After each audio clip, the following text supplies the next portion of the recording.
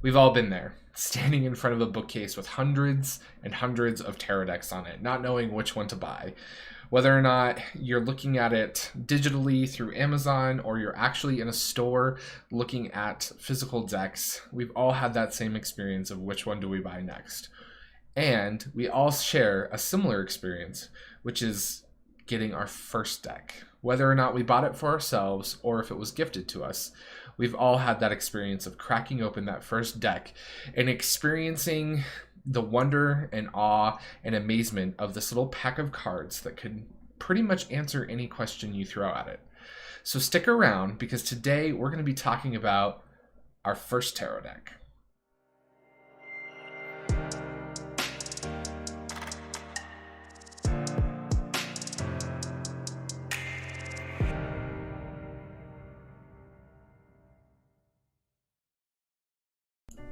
Hey Tarot Tribe, it's Dustin from A Modern Metaphysic Man, and today I thought we could hang out and do a video response to Simon over at the Hermit Cave, who just put out the tarot tag #MyFirstTarotDeck.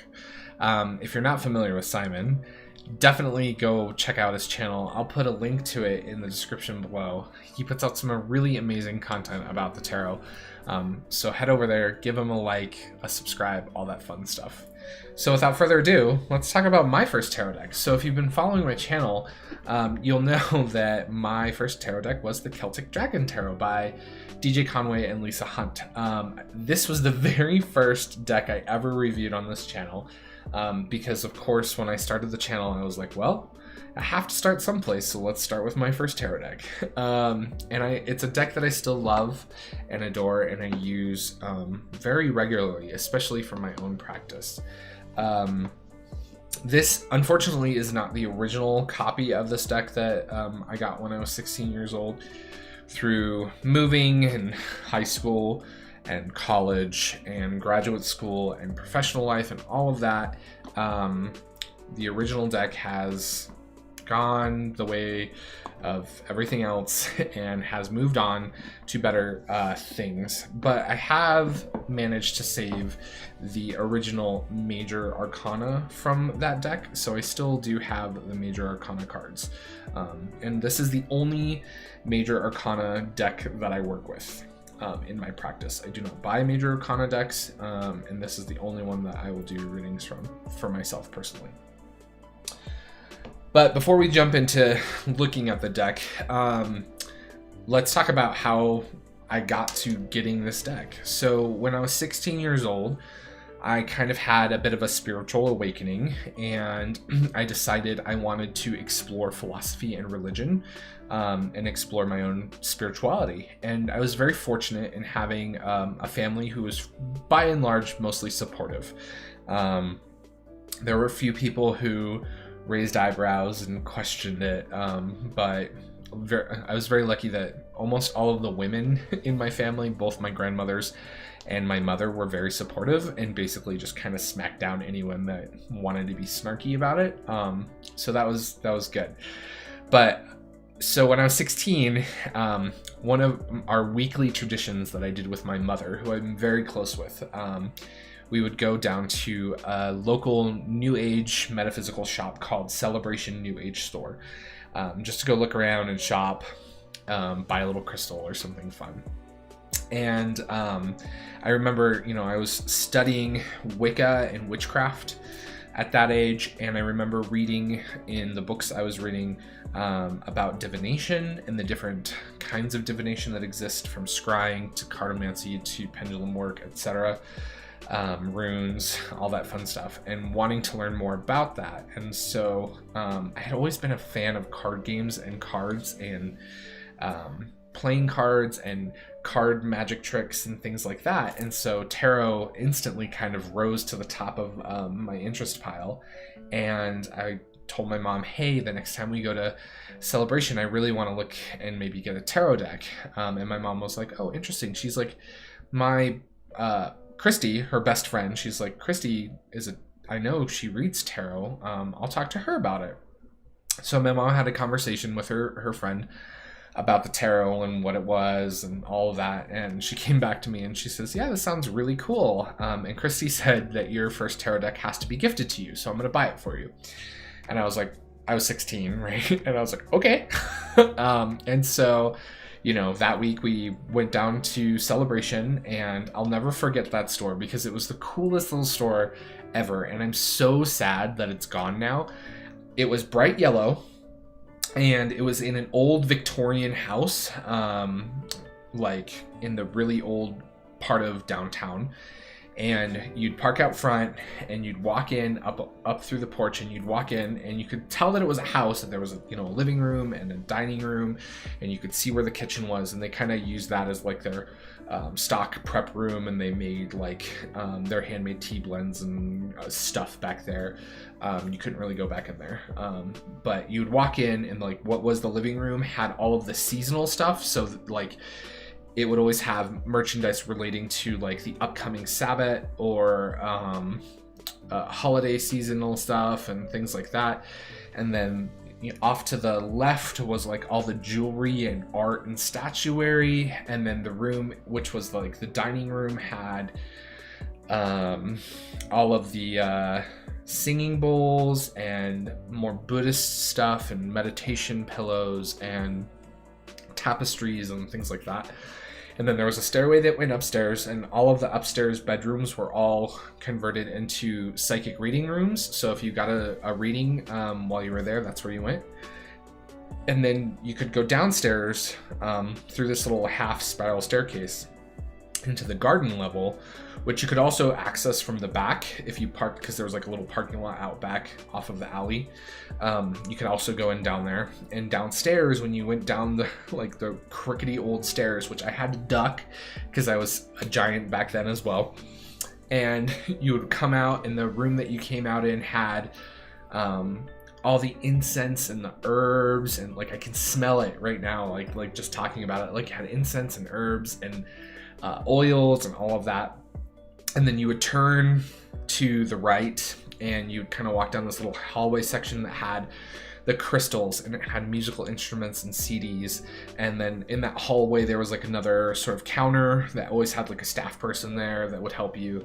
And then it would kind of open up into like what was like a rec room kind of space, and that had like a third of it was all books, new books, and then the other side was all the divination stuff. So tarot, Lenormand, crystal balls, pendulums, runes, oghams, the whole 9 yards.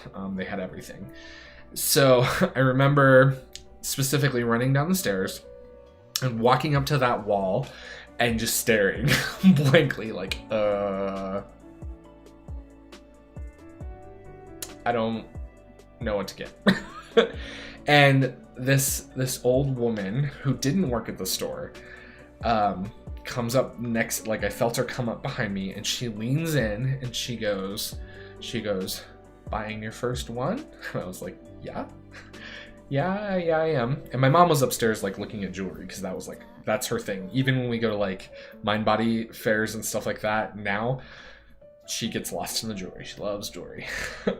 So I'm downstairs by myself, and this woman comes up and she's like, are you getting your first one? And I was like, yeah. And she goes, well, just find the one that talks to you, and kind of like wandered off and never said another word, never saw her again. And I was like, okay. So I'm looking through all of the decks, and this stood out to me. I don't know if it was the dragon, because I've always been a huge fan of dragons and art depicting dragons, or the colors or whatever, but it was like, oh, and I was like, okay, that's it. And I picked it up, and I was holding it. My mom came up behind me, and she goes, did you find one you like? And I said, yeah, I think so. And so we bought it, and I went home, and I opened this up, and I was enamored. It came with a book, and I read the book that night cover to cover. And I fell in love with the tarot. And it's just, it's one of those experiences that I'll never forget, being 16 and exploring this new thing and learning about all of these sort of topics that a lot of people consider to be fantastical, and then realizing that there's thousands, if not millions of people who actually took what I thought to be reality to be truth. It was, you know, it was one of those like light bulb moments in my spiritual path. So that's my experience of buying my first tarot. You know, of course, after growing up and reading tons and tons and tons of more books about the tarot and amassing my collection of tarot decks, you know, I've learned that they're just a deck of cards. And you don't necessarily have to be gifted your first tarot deck for it to work. You can buy it off of Amazon. It's fine, right? You yourself, and this is my opinion, but you yourself empower the cards, and you are the conduit through which spirit speaks, and you use the cards as a tool in order to interpret the messages that spirit has for you.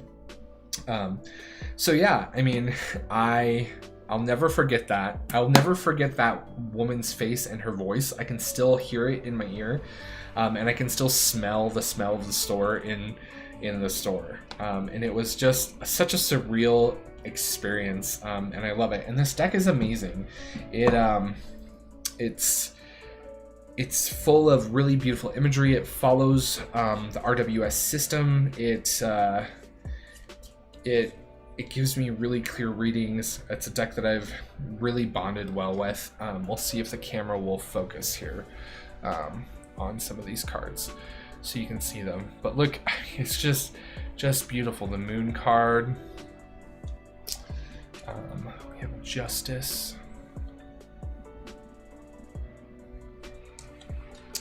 And the Lovers. And so the whole deck has this sort of dragon theme and Celtic sort of theme going on. And it's really beautiful.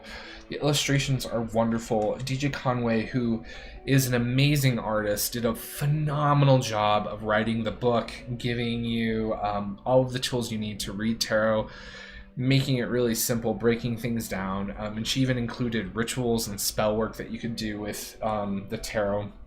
And if you're not familiar with DJ Conway, she has a whole plethora of books. This is one of my favorites that she did. It's called Celtic Magic. And she did recently pass, which broke my heart because she is an author that had a profound impact on not only who I am today, but my spiritual path and my growth. I mean, this book, it's so like well worn and yellowed, and just I love this book.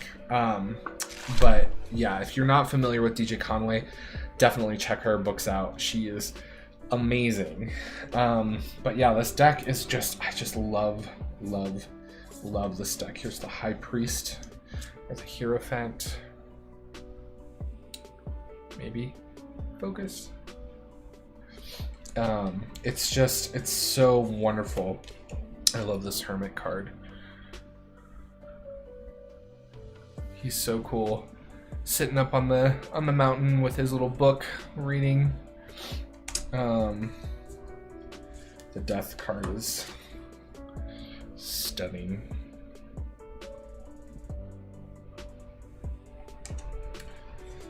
But yeah, this deck is just wonderful, and even the newer version has the exact same art. The only thing that really changed was the card stock. I love all the aces in this deck because they have baby dragons and they're super cute. They're like super duper cute. Look at those guys. But yeah, it follows the RWS system. It's very traditional. There's nothing in it that I think would throw anybody off. So if you're looking for a good starter deck, you know, I mean, it worked well for me. I had no problem learning the tarot. And in fact, I am kind of glad that I started with this deck because I've grown to love and appreciate it so much. Like, it's my go-to when I have when I'm having like a really rough time or a moment, which we all have, right? And we turn to the tarot to help us through that. But yeah, it's just a wonderful deck. So that was my first tarot experience. I would love to hear what your first tarot experience is. So be sure to comment in the comments below what your story is, or feel free to post links to your video to this VR for the hashtag myfirsttarot, because I would love to watch and, you know, share and all that sort of stuff. So I hope you enjoyed. If you did, be sure to like, comment, subscribe, all that fun stuff.